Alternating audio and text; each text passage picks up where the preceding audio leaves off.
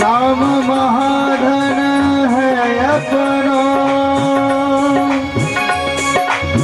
नहीं दूसरी संपत्ति और कमानी। नाम महाधन है अपनो, नहीं दूसरी संपत्ति और कमानी। छोड़ अटारी अटा जग के, हमको कुटिया ब्रज माही बनाए, हमको कुटिया ब्रज माही बनाए। हे गोपाल राधे कृष्ण गोपाल राधे कृष्ण, हे गोपाल हे गोपाल नंदलाल कृष्ण गोविंद गोविंद कृष्ण गोविंद गोविंद हे गोपाल राधे कृष्ण गोविंद गोविंद हे गोपाल राधे कृष्ण गोविंद गोविंद हे गोपाल राधे कृष्ण गोविंद गोविंद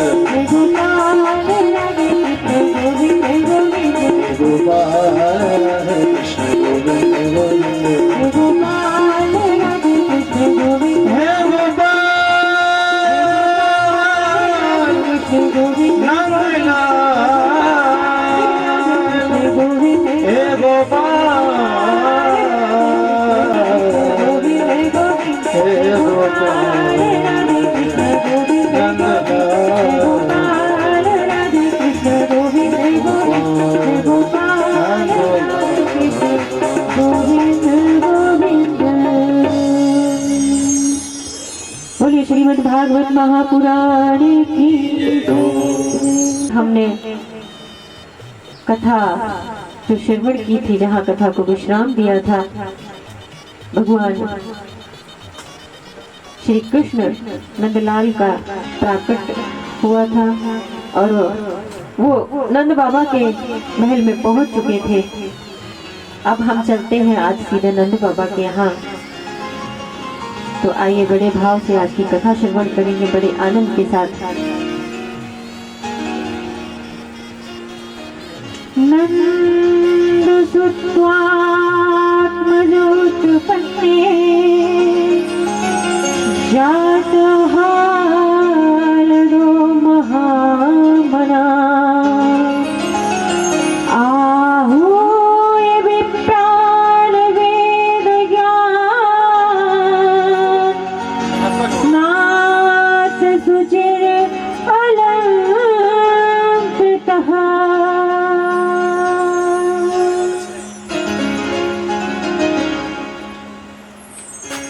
नंद बाबा के यहाँ नंद के आनंद भयो जय कन्हैया लाल की। चारों तरफ शोर मच गया कि भाई कान्हा भयो है, कान्हा भयो। और 90 वर्ष के बुढ़े हमारे नंद बाबा, उनके यहाँ इस उम्र में पुत्र रत्न की प्राप्ति हुई है। आत्मजह मतलब आत्मा, जो पुत्र होता है उसको आत्मज कहते हैं। उनके यहाँ पुत्र की उत्पत्ति हुई है। उनकी खुशी का, उनके आनंद का कोई ठिकाना ही नहीं है। नंद बाबा खुशी से उत्सव मना रहे हैं, चारों ओर बधाइयां हो रही हैं। ब्राह्मणों को बुलाया, वेद ध्वनि करवाई, यज्ञ करवाया, पूजन पाठ इत्यादि चारों तरफ वेद ध्वनियां गूंजने लगी। गोकुल में जैसे कि कोई नव निर्मित गोकुल को सजा दिया, जैसे कोई दुल्हन सज गई हो। आनंद की वर्षा में ग्वाल बाल गोपियां, क्या बूढ़े क्या बच्चे, सभी देवदासी सभी आनंद से झूम रहे हैं।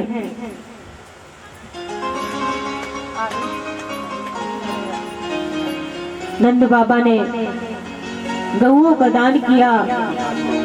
आनंद के साथ, खुशी के साथ झूमते हुए नंद बाबा ने सहस्त्र गऊओं का दान किया और उनके हाथ में जो भी आता है वो जेवर उठा के सोना चांदी हीरे मोती जो चाहे वो लुटा रहे हैं आनंद के साथ। नहीं देख रहे हैं कि क्या छोटा क्या बड़ा, दोनों हाथों से बधाइयां बांट रहे हैं।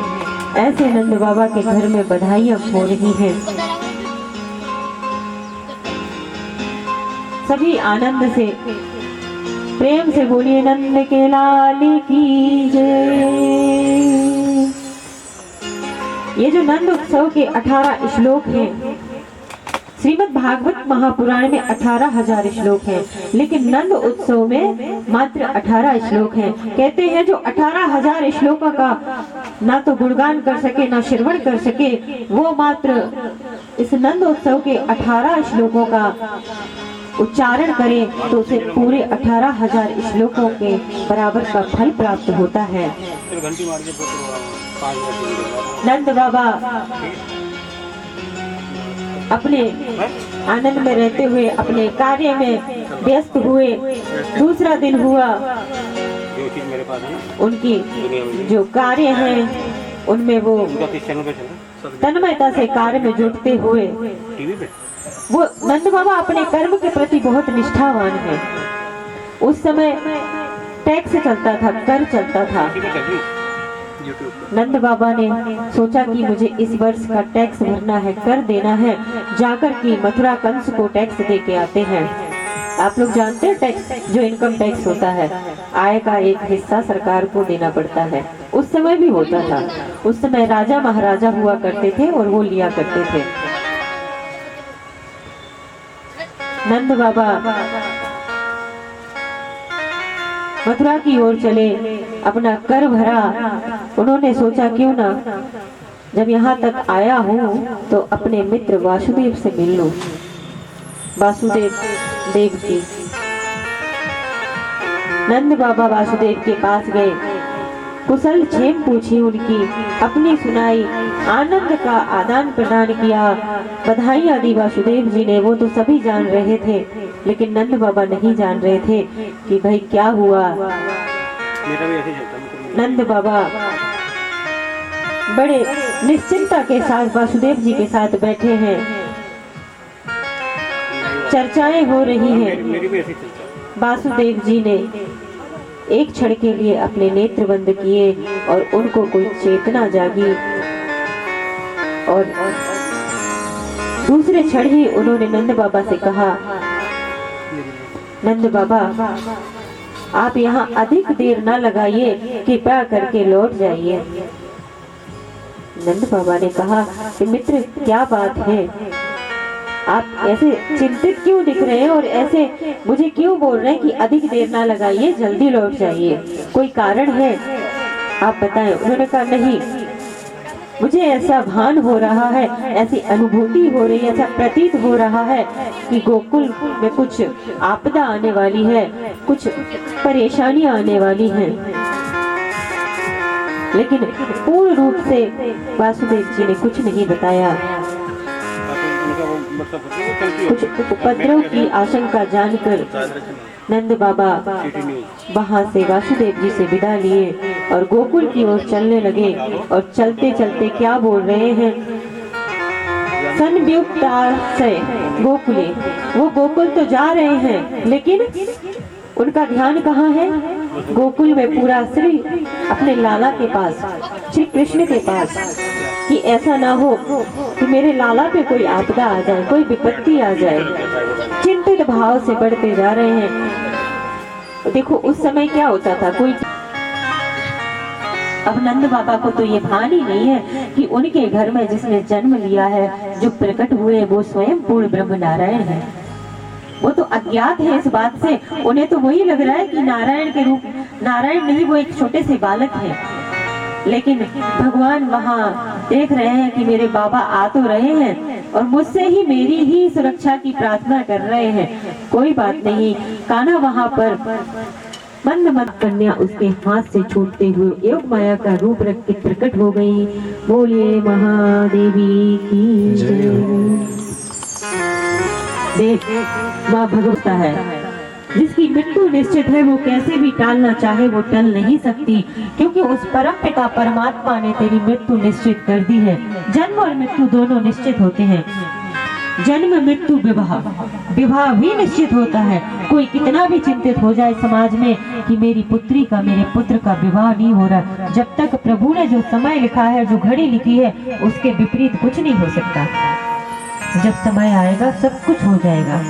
योग माया ने कंस को बताया कि तेरा काल तो गोकुल में पल रहा है, गोकुल में प्रकट हो चुका है। और योग माया वहां से अंतर ध्यान हो गई। कंस को क्रोध आया, कंस चिंतित हो गया, ऐसा कैसे संभव है। कंस ने बुलाया अपनी बहन पूतना को और कहा कि बहन, मेरे काल ने गोकुल में जन्म लिया है, और अगर तुम मेरे हित की शुभ चिंतक हो, तुम चाहती हो कि मैं स्वस्थ रहूं, सुरक्षित रहूं, राज्य करता रहूं, मेरा ऐश्वर्य बना रहे, मेरा वैभव बना रहे, तो तुम्हें गोकुल में जाकर 10 दिन के अंदर जन्मे सभी बच्चों का वध करना है। पूतना ने कहा, भैया चिंता ना करो, जैसे भाई जैसी बहन। पूतना पहुंच गई, वहां छठी का उत्सव बन रहा है। नंद का महल बधाइयों से गुंजायमान हो रहा है। जैसे ही पूतना ने ऊपर आकाश गमन करते हुए देखा धरती पर कि अरे ये कोई विशिष्ट बालक है, इसके घर में तो कोई बड़ा उत्सव बन रहा है, जरूर ये कोई अद्वितीय बालक होगा। पूतना नीचे उतरी और उसने बड़ा सुंदर स्वरूप धारण किया। देखो, और सुंदर स्वरूप धारण कर नंद के महल में पहुंच गई, जहां लाला पालने में लेटे अटकेलियां कर रहे हैं। अब देखो, उत्सव में तो किसी को रोक नहीं सकते कि मत आओ, वहां तो कोई भी जा सकता है। और फिर सुंदर रूप धर के पहुंची है पूतना, अपने जो आप उसका वास्तविक स्वरूप था उसको त्याग कर।